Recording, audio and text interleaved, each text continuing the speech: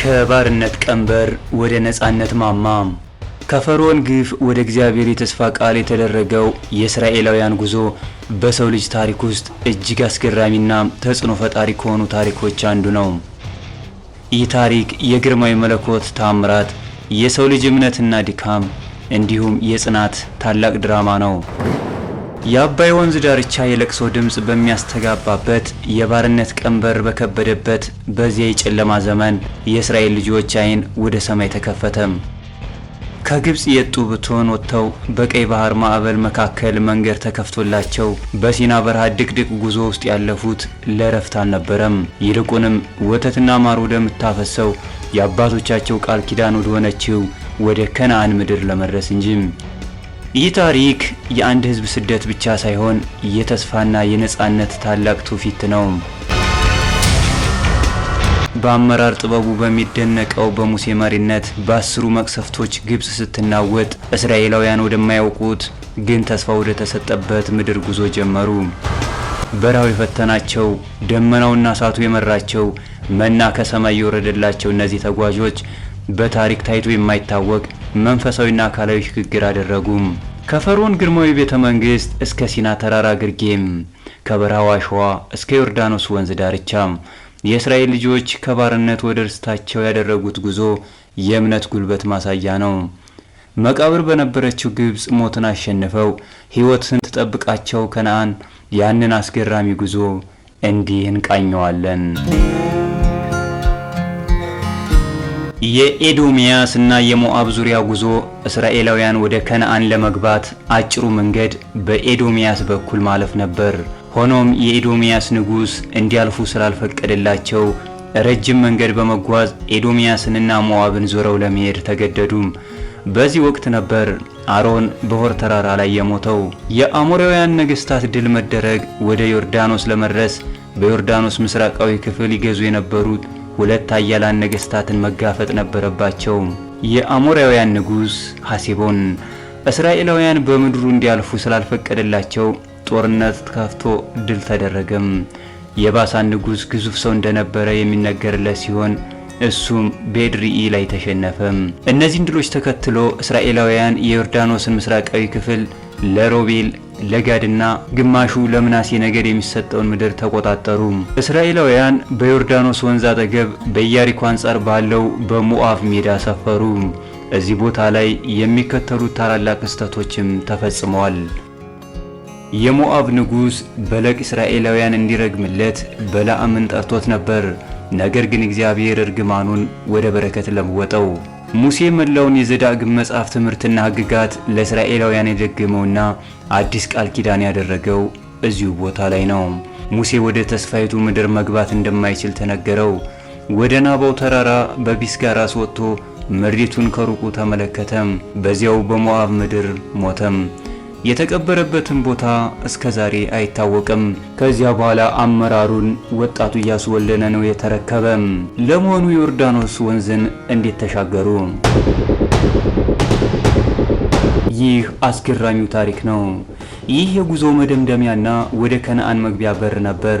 ካህናቱ የቃል ኪዳኑን ታቦት ተሸክመው ዮርዳኖስን ወንዝ ሲረግጡ በጎርፍ ይፈስ የነበረው ውሃ ቆመ። ሕዝቡ በደረቅ መሬት ተሻገሩ። ለመታሰቢያ የሚሆን 12 ድንጋዮችን ከወንዙ ውስጥ በማውጣት በጌልጌላ ተከሉ። ይህ እስራኤላውያን ከከነዓን ምድር ያረፉበት የመጀመሪያው ቦታ ሆነም። ይህ ታሪካዊ ጉዞ ከትውልድ ሽግግር ያሮጌው ትውልድ አልቆ አዲሱ መተካቱ ከእግዚአብሔር ታማኝነት ጋር ተያይዞ ትልቅ ትርጉም ያለው ነው። ሕዝቡ በደረቅ መሬት ተሻግረው ጌልጌላ በሚባል ቦታ ሰፈሩ። ኢያሪኮን ለመውረር ኢያሱ 2 ሰላዮችን ላከም። እዚህ ጋር ነው ታሪኩ ትንሽ ፊልም የሚመስለው። ሰላዮቹ በረዓብ ቤት ተሸሸጉ። ንጉሱ ሰላዮችን ፍለጋ ሰዎችን ሲልክ ራብ ሰላዮቹን ጣሪያ ላይ ተልባ ውስጥ ደበቀቻቸው። ሰዎቹን ግን በሌላ መንገድ ሂደዋል ተከተሏቸው ብላ አታለለቻቸው። ሰላዮቹ በታላቅ ግንብ ላይ ከነበረው የረዓብ መስኮት በገመድ ወርደው አመለጡ። በጩኸት የፈረሰው ታላቁ ግንብ የኢያሪኮ ግንብ እጅግ ወፍራም ከመሆኑ የተነሳ በሰረገላ በላዩ ላይ መሮጥ ይቻል ነበር።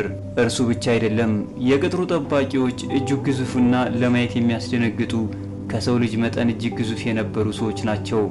ነገር ግን እስራኤላውያን ግንቡን የሰበሩት በጦር መሳሪያ ሳይሆን በየትኛውም ወታደራዊ ስልት ያልታየ ከፈጣሪ ትእዛዝ የመጣ አዲስ የጦር ስልት ነበር፣ የሰልፍና የጭሆት ስልት። እግዚአብሔር የኢያሪኮን ቅጥር ለማፍረስ ለኢያሱ የሰጠው ትእዛዝ እጅግ ልዩና ታምራዊ ነበር። ይህ ታሪክ በመጽሐፍ ቅዱስ ውስጥ በኢያሱ ወልደ ነዌ ምዕራፍ 6 ላይ በዝርዝር ተቀምጧል። የመጀመሪያዎቹ 6 ቀናት የታጠቁ ሰልፈኞች፣ የቃል ኪዳኑን ታቦት የሚሸከሙ ካህናትና ሕዝቡ ሁሉ በቀን 1 ጊዜ ከተማዋን እንዲዞሩ፣ በሰባተኛው ቀን ግን ከተማዋን 7 ጊዜ እንዲዞሩ ታዘዙ። 7 ካህናት የኢዮቤልዩን መለከት ይዘው በታቦቱ ፊት እንዲሄዱ ተነገራቸው። በመጀመሪያዎቹ 6 ቀናት መለከቱን እየነፉ ይዞሩ ነበር። እስከ 7ኛው ቀን ድረስ ሕዝቡ ምንም አይነት ድምፅ እንዳያሰማ፣ ቃላቸውም እንዳይሰማ በጥብቅ ታዘው ነበር። በሰባተኛው ቀን 7ኛውን ዙር እንደጨረሱ ካህናቱ መለከቱን ሲነፉ ኢያሱ ለሕዝቡ ምልክትና ትእዛዝ ሲሰጣቸው ብቻ መጮህ እንዳለባቸው አስጠነቀቃቸው። ሕዝቡ በታላቅ ድምፅ ሲጮሁ የኢያሪኮ ቅጥር ፈረሰም።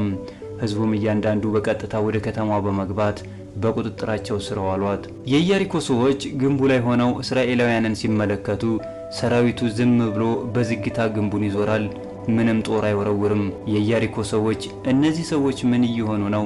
መንገድ ጠፋባቸው እንዴ ብለው ሳይሳለቁባቸውም አልቀሩም። ግን መንገዱ ጠፍቶባቸውም አልነበረም፣ የፈጣሪን ትእዛዝ እየፈጸሙ እንጂ። ዮርዳኖስን እንደተሻገሩ ጦርነት ከመጀመራቸው በፊት ወንዶቹ ሁሉ እንዲገረዙ ታዘው ነበር። በጦርነት ዋዜማ ላይ ሆነው ለመታመም መወሰናቸው በሰውኛ አስተሳሰብ አስቂኝና አደገኛ ውሳኔ ነበር። ግን ለእግዚአብሔር ታዛዥነታቸውን አሳዩ። ለ40 ዓመት መና ሲበሉ የነበሩት እስራኤላውያን የከነዓንን ፍሬ መብላት ሲጀምሩ መናው መውረዱን አቆመም። ነገ ቁርስ ምን እንበላለን ብለው ተጨንቀው ሊሆን ይችላል። የእስራኤል ልጆች የኢያሪኮን ቅጥር ለ7 ቀናት ሲዞሩ በወቅቱ በግንቡ ላይ ቆመው የነበሩት የኢያሪኮ ዘበኞች ያደረጉት የእርስ በርስ ንግግር አስቂኝም አዝናኝም ነበር። በግራ የተቀመጠው ጠባቂ በጭንቀት ወደ ታች እየተመለከተ አረ ለመሆኑ እነዚህ ሰዎች ምን እያደረጉ ነው? ዛሬ ደግሞ 6ኛ ቀናቸው እኮ ነው ሲል ጓደኛውን ጠየቀም። ሁለተኛው ዘበኛም እየሳቀ እኔም ግራ ገብቶኛል፣ ጦርነት ነው ብለን ሰይፋችንን ስንስል እነሱ ግን ልክ እንደ ሞርኒንግ ወክ በዝምታ ይዞራሉ። እንዲያውም ሰልፍ ሳይሆን ሰላማዊ ሰልፍ ነው የሚመስለው ብሎ ይመልሳል። ሶስተኛው ዘበኛ እጁን አፉ ላይ ጭኖ አይገርምም? አንድም ቃል አይናገሩም። እንዲያውም አንዳንዶች በዝምታቸው ብዛት አፋቸው ላይ ፕላስተር የለጠፉ ነው የሚመስለው። እኛ እኮ ለመሳደብ ተዘጋጅተን ነበር፣ የሚሰማን ግን አጣን።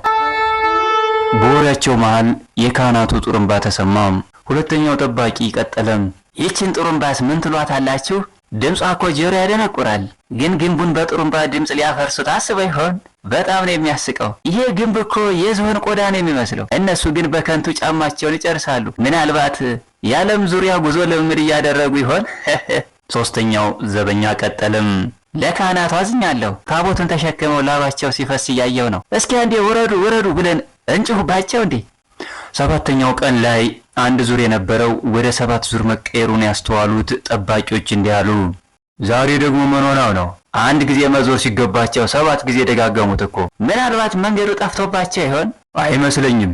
የሆነ ሚስጥርም አላቸው። ግንባችን ላይ ትንኝ እንኳን ብታርፍ ድምጽ ይሰማል። እነሱ ግን ይህ ሁሉ ህዝብ ይዘው እንደ ድመት ድምጽ ሳያሰሙ ይሄዳሉ። ታቸው ነገሩ የቆመ ይመስለዋል እንጂ እየዞረ ነው ይባላል። እኛ ግንባችን ላይ ሆነን ሻይ እየጠጣን እንዝናና። በነጻ ሳርከስ እያሳዩን ነው። ወደው አይስቁ አሉ። ጉዞ ከጌልጌላ ተነስቶ በኢያሪኮ ላይ ታላቅ ድል ተጠናቀቀም። ይህ ታሪክ የሚያስተምረን ታላላቅ ግንቦች የሚፈርሱት በኃይል ብቻ ሳይሆን በታዛዥነትና በጽናት መሆኑ ነው።